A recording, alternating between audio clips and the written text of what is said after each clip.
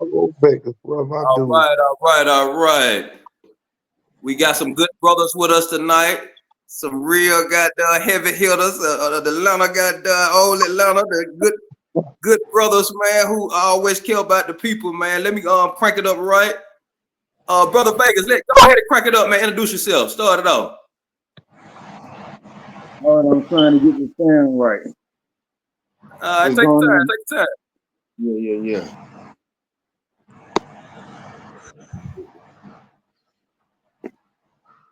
While Brother Vegas getting himself together, go ahead, Brother Twan. Brother Twan, go ahead and crank it up. Introduce yourself.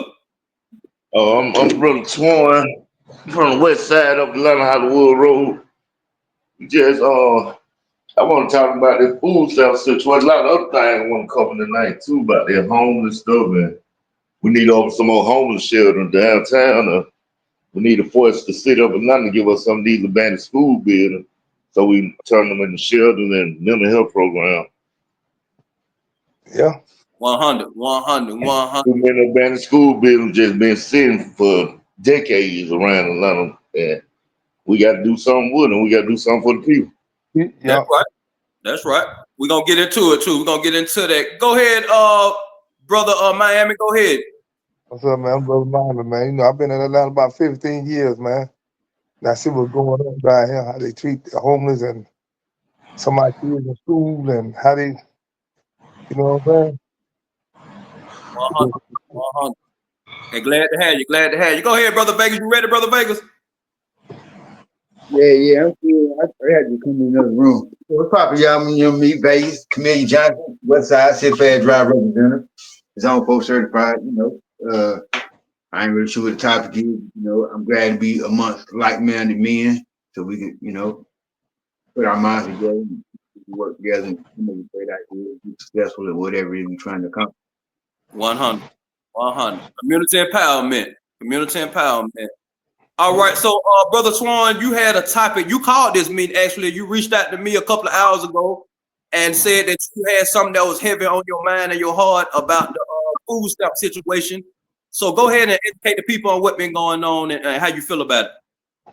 Yeah, I think it's a messed up situation about DFATs know who's stealing the food stamp, but they don't want to replace them. And I got friend homegirl with kids, and these little kids starving right now because DFATs, they intel, they security is messed up on they system, whatever kind of system they use. So what's been going on is that people's identity have been stolen through defects, and they have been like cyber attack, where they're taking the benefits off of their food stamp card. So whatever amount they get on their food stamp card, when they go check it, it say zero, meaning that somebody else got it. So what they were saying, it was a news report about it about 2 months ago, and they were saying that it was people out of New York and other states that was running this scam or whatever, or this hacking scam. But common sense will tell us that it's got to be an inside job, because if the people coming from another state that's allowed to do this, that means that somebody is selling information from Atlanta defects. So that's what the problem is, and that's the investigation that need to come up, is that they need to investigate the Atlanta defects offices to track it down. You know what I'm saying? What they call Department of Justice. Somebody need to get involved to actually open up a case on that. Didn't they have something on the news last year or a year before that about information breach, where a whole bunch of information was called open or something like that? That was coming from City Hall. If we're talking about the same thing, they had that situation with City Hall. City Hall was leaking information and stuff like that, and I think it was some of the county too, where they was leaking information. They said they had got hacked. Yeah. I thought I remember seeing something on the news a while back. Yeah, they had a hacking situation where they was getting people information. Yeah, which has been going around. These cyber attacks been going around, on the federal level. You know what I'm saying? So that's a major crime now of today. That technology, that code, and the AI. That's a major, situation that we have now. But another issue, though, Brother Twan, another issue is the fact that defects saying they're not going to reimburse them people. They say It's $7 million just from the city of Atlanta. They're being stolen. $7 million since October. So $7 million worth of food stamps, worth of EBT benefits. And to my knowledge, when I watched that news report a couple of months ago, they were saying that it's a clause in there with defects to where they would not be paying those people back for they reimbursing them for their benefits. It's probably a loophole. They reimbursing some people. They only going 2 months back, and you got to go through a lot of paperwork. I got to do my homework thing tomorrow.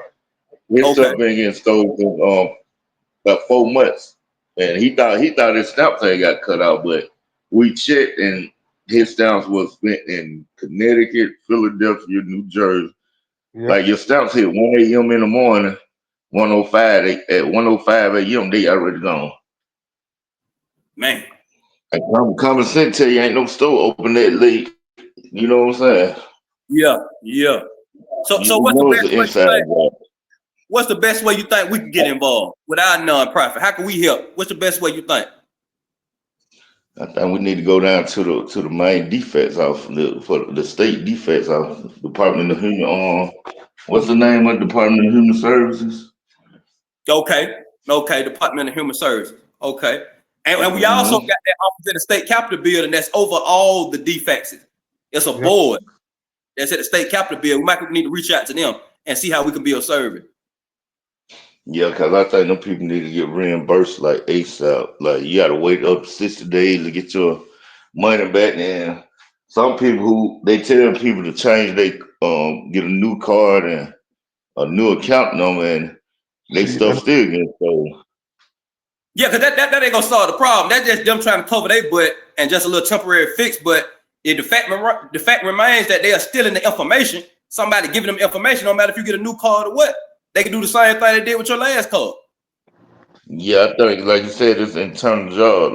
Like it's mainly been Fulton County defects. It haven't heard nobody in Clayton County or DeKalb or outside of Fulton County on food stuff being stolen. It's just been going on in Fulton County. Yeah, majority Fulton. Yeah, they said some other counties too, but majority was Fulton County.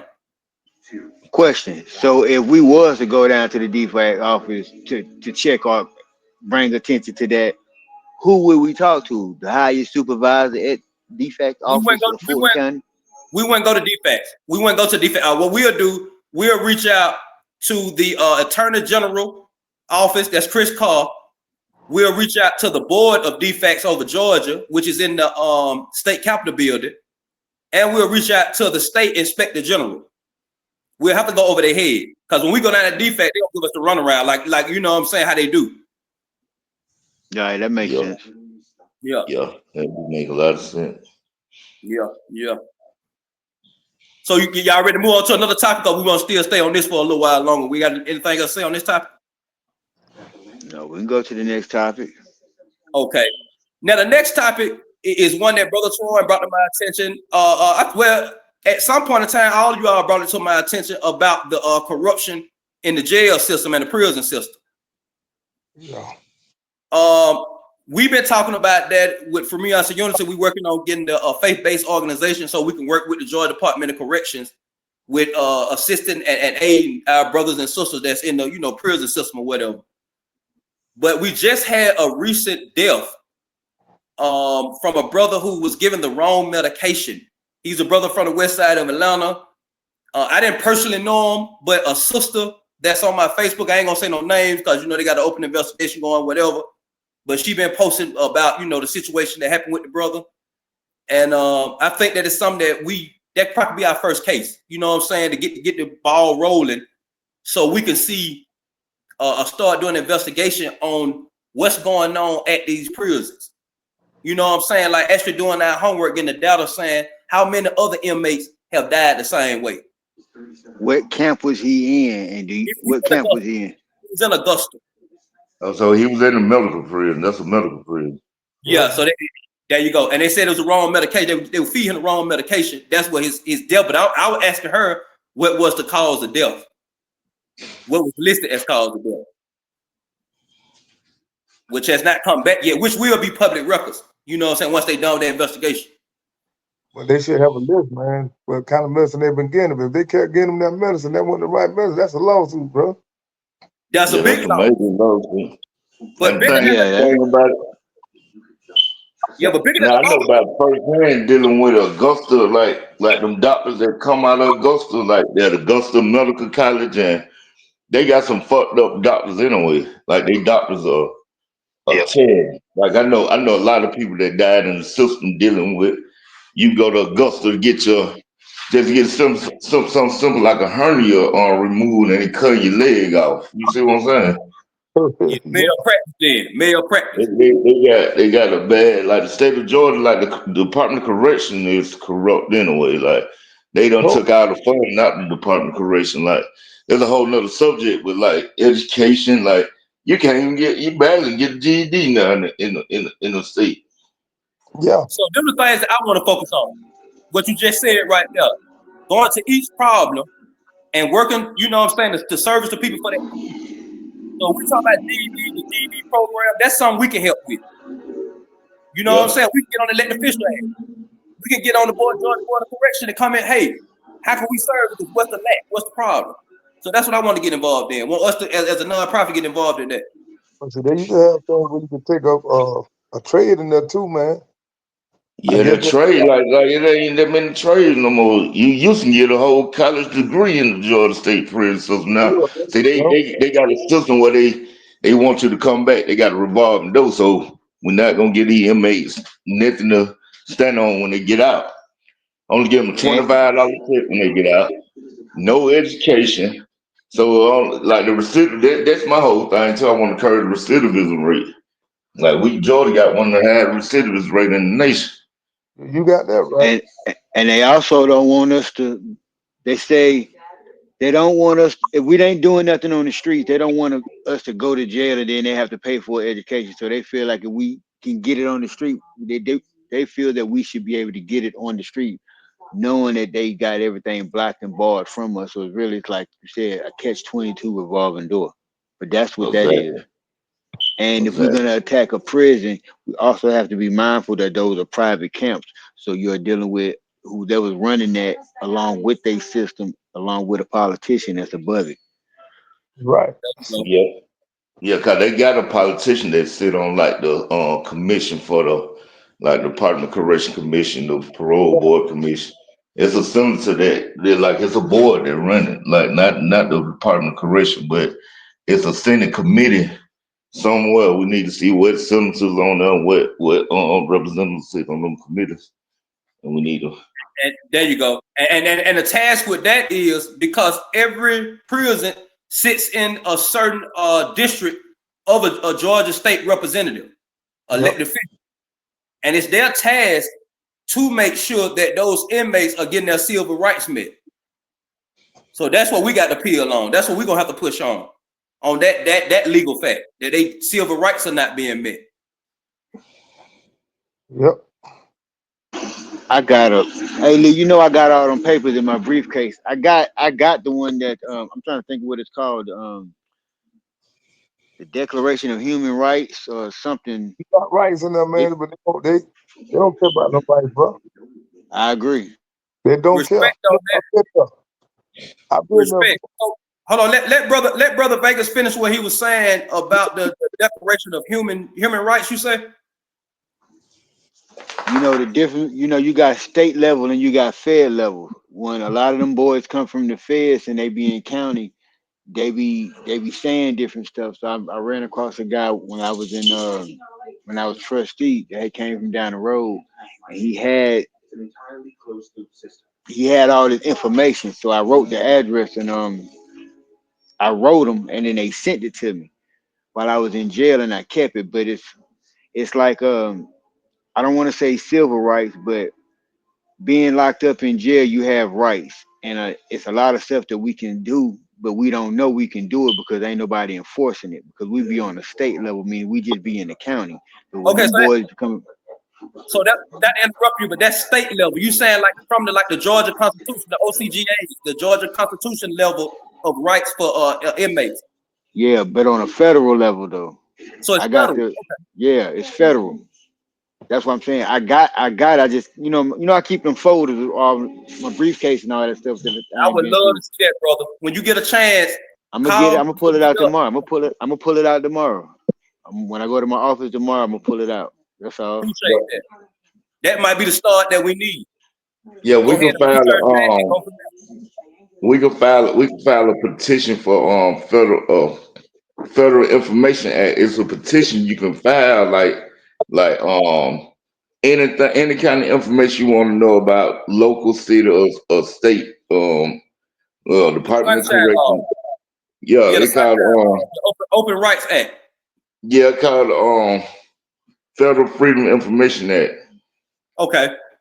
There's a Federal Freedom Information Act. You can file whatever you want to know about any state, local, or federal institution. You can just file this with the U.S. Congress, and they supposed to hand over all the information what you asked for. And that's directly for inmates. Now Yeah. that's direct for anything. Anybody, that's anything. So open right. Okay. Yeah. Okay. I got you. It almost up on the Open Rights Act, but it's called the Federal Freedom of Information Act. There you go. Okay.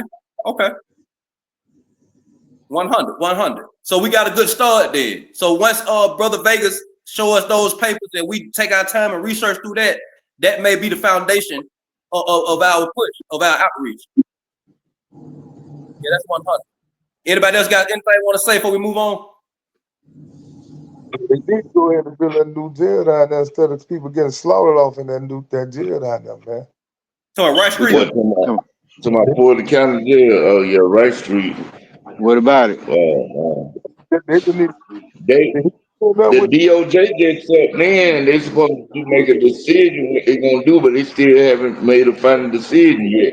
I know 25 years ago, they when the DOJ stepped in, they forced the judges to you remember everybody was getting all these signature bonds and like they had to let so many people go a week, but it was a 20-year class, and the 20 years ran out of 2022. Yeah, hold on a minute. Hold on. Somebody background too noisy. Somebody got TV on. TV on too loud or whatever, and somebody background.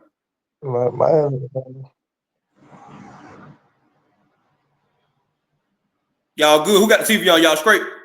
Yeah. All right. Go ahead, Brother Twan. Oh yeah, like 20 years ago, they had a court order with the Department of Justice. It was a 20-year federal order, and when it ran out, the judges playing hardball. Now they ain't letting nobody go there and get no signature bonds. See, now they about to force the judges back to start letting people go, and they were forcing the sheriff to keep the jail clean. It was like a 93-page court order that was handed down by the DOJ 25 years ago. It ran out 2022. So hopefully the DOJ, they stepped in and they said they're gonna do something about it, but they haven't made a decision yet. So we need to look over that. We need to get that legislation and look over that and to try to get them to re-implement that.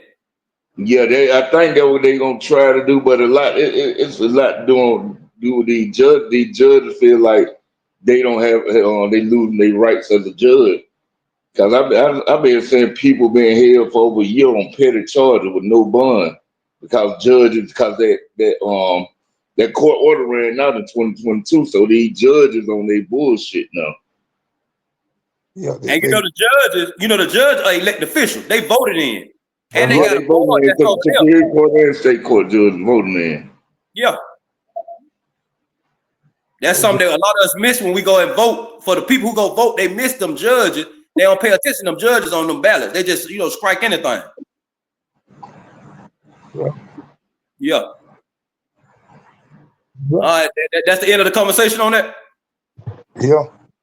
All right. So let's move on to we talked about this last night. We did a podcast, me and Brother Miami, and we talked about the homeless blankets and the issue. And I was telling him, we brought up Brother Twan, how we went out and how effective that it was, them homeless blankets. So Brother Twan, how you feel about those homeless blankets? The emergency blankets? I mean, when we wouldn't pass them out, a lot of people were happy to get them.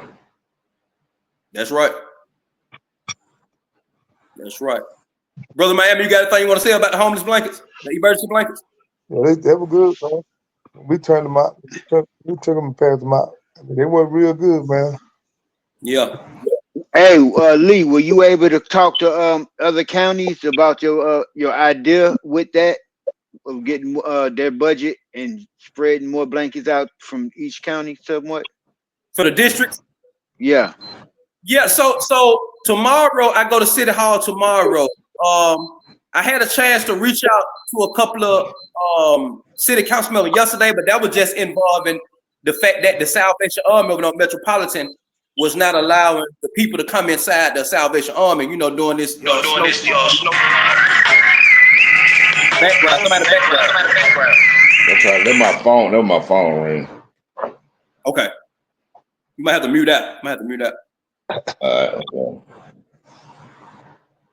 Yeah, they let them go in there and play basketball, but they won't let them come in and keep them folks. Let them come in the gym.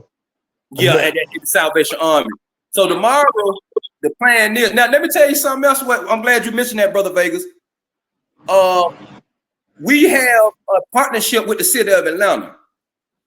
So the nonprofit now is with the city of Atlanta, has a partnership. So tomorrow I'll be able to go to the city hall and stand on that, because I'll be honest with you, I didn't even realize that they approved it, because they told me that it was denied when I applied for it. This was what, two years ago. And I was just doing some research online, and I realized that we were accepted. So tomorrow I'm standing on that, because each district has their own budget. Own budget for emergency funding. So I can reach out to each district and see if they can assist us or demand that they assist us and get some more of those emergency blankets. And congratulations on that as well. Oh, yeah, appreciate it, man. I'm excited to see what kind of push that will come along with this, having that bag. Yeah. Oh, yeah, appreciate that. So anybody else got anything they want to say, speaking towards the homeless situation with the warming centers or outreach or something that y'all feel that we could be doing that's more effective? They don't let them out. When they let them in, then they let them out early in the morning, man. They still be cold, bro. Oh, with the warming centers, yeah, the restrictions. Yeah, that's a big issue with the restrictions. So there's a couple of warming centers that they say that the homeless have to have no more than 7 days negative TB tuberculosis test in order for them to enter the warming center. It's other, Okay. yeah. Ain't nothing wrong with having criteria. Huh? I said ain't nothing wrong with them having criteria and stipulations or some kind of way to try to tax them. Yeah, what's wrong with it is, the problem with that is you're being unrealistic dealing with the homeless, because you know they not gonna have it. And if you wanted them to have that, you get $31 million to run that whole program. So you should have people coming out giving TB tests if that's what's mandatory for them to get into some safe shelter. You're right. Yeah, that's what I'm about to say. They should have an in-house nurse or nurses in-house that giving out TB tests so they can know, you know what I'm saying? Yeah, right. periodically. The city done gave these people millions to run these shit warming some. Now, I'm pretty sure they got the money in the budget to hire nurses to come in and they don't have to be an expensive nurse to do a TV shot. No, because when we go to jail, they do it. Nurses on site. They're doing the TV shot if they feel like that. And that's Fulton County. Fulton County Health Department is a government-funded entity, department. So they will have no problem doing that, coming out and having that program done for the homeless. But no one has reached out to Fulton County Health Department for them to establish that. So that's the problem with having that restriction. Now, that's not the only restriction. In some locations, they say you got to be 18 to 24 to enter. In other locations, they say you got to be a woman with kids. So altogether, we're talking about 30 beds for over 3,000 people who unsheltered in Atlanta. Right. So that's the problem with the warming. And what Brother Miami was talking about, they let you out at 6 in the morning. Now we It's don't still feel free to go. the coldest time of the day. Well, they don't want nobody living in there. I mean, you gotta, you know how the game go. Yeah. So here I you know, go. I That's know why. we, I know we trying to help everybody, and we want what's best for everybody. But at the same time, just being realistic, you know they're gonna have some people that's gonna know how to bend the rules or find the cracks in there, and that'll kind of mess it up for everybody else. So yeah, Yeah. a tight rule. I don't know. Now I don't know about the curfew and the times and all that, but yeah, I'm just looking at it from another point of view. And I respect that. I respect that if you saying it for safety precaution, I respect that. But that's something that you've been dealing with since 2017, since you closed down the major shelter, Peachtree and Pine. You ain't got that figured out from 2017 to 2025, Okay. and you still getting millions of dollars for funding. No, And so at the that same was, time, but at the same that what we need. I didn't mean to cut you out, Lee, but that what we time, need to do. We need to all this week that what I'm doing. I'm finna write up. Be quiet. I'm about to write. I'm about to work on writing these grant proposals and try to get some of these government grants so we can open up our own shelters and stuff. and that's respect. They can like at least house 1,000 people. Like I say, all the abandoned school buildings, you can put 300 here, 500. You see what I'm saying? 400 here. Yeah. I agree. I agree. Like I'm finna be working. AI write your bidding proposal now, your grant proposal now. You ain't got to pay. You ain't got to pay a grant writer because they got there's a lot of online program that'll write it for you for little than that. And you know, You I know write what grants. you? I write grants. Yeah, we need to go ahead and write these $1 million grants and get these bills in. So here's the thing with And grants, though. This is the thing with grants. Along with grants, you have to have certain stipulations. Like the grant writer tells you what they want. They'll give you a booklet that shows how they want the grant to be written and what yeah, qualifications you have to have. So they may say that you have to have a full 501c3. Some say you can have a 1023-EZ, which is the short form. Some say you don't have to have one. Some say you got the partnership with a university. It's different stipulations to writing grants, to acquiring a grant. And it's only so much funding. yeah. It's a lot of fun, and we just got to get it. It's a lot of my sister work for the SBA. I'm It's a saying it's lot of only, fun. And we just gotta get these grant proposals together. Like I said, AI will write everything for you and tell you what qualification you need. so Yeah, yeah, you just. that's something we're looking forward to. We cross that bridge when we get there. But back to those shelters, I just want to say this point right here. In DeKalb County, it was a nonprofit called Frontline, and they not funded like Partners for Home Meals, who got the contract with Atlanta over Warming Center. They ran their Warming Center in DeKalb County from Monday the 6th all the way to the 15th, 24 hours. How many employees did they have? How much staff did they have as well? They begging for volunteers, and the blessing about that is other nonprofits came in and just helped out volunteer because they didn't have the budget, but they just had space. Okay. So they brought food. They came and helped management. You had a lot of good nonprofits who came because they were just so astounded by the fact that they even did that with the low budget they got. Yo, smart. Okay. Yeah, and the That's city of good. Atlanta got way more money not doing it. Yeah, Yeah. yeah. Okay, that's a good idea. That's a good one. Yeah. All right, so we good on that? Yeah, I All right, think. let's wrap it up then. So let's go ahead and get the final comment. Go ahead and crank it up, Brother Vegas. Final comment. As far as what in regard, I mean, what How you you mean? feeling about everything? How you feel about the meet? Whatever on your mind, whatever on your heart. Well, well, first off, this is my first meeting, so I'm thankful that y'all allowed me to be a part of y'all and join y'all. Glad to have you. I'm definitely glad to be able to have some information that I could share. Like I said, and tomorrow, definitely in the morning when I go to my office, I'm gonna pull out my briefcase and pull out all those the information. Like I said, I can't think of the proper name of what I wanted to say, but I definitely know I got it. So that way, I pull it out, give it to you, Lee. text it to you, fax it to you, or send you copies of the PDF, and you can send it out to everybody because you got everybody's numbers. That way we all can have it, because the information I got ain't nothing special. It's just information that I came across that I know is important, and so I put it up. 100. But All right, yeah, thank you so other than much, brother. And that is it is special. It is important, and we thank you so much, because that may be our foundation for how we separate ourselves and be of service to this issue with our outreach. So you appreciate that. All right, brother Twan, go ahead and crank it up. Final thought. Oh yeah, I appreciate again together and talk out some of the ideas we just got to get out here and get out. 100. And thank you so much, man, for joining. This your first meeting too, right, brother Twan? Yeah, this my first one. First part, yeah, 100, man. Thank y'all, brothers, man. All right, brother Miami, go ahead and final thought. Wrap it up. Yeah, like Brother Twan said, man, we need to get some of these schools that they ain't using, man. Use it for the homeless and all that them man will need it for. You know what I'm saying? 100, man. Great ideas.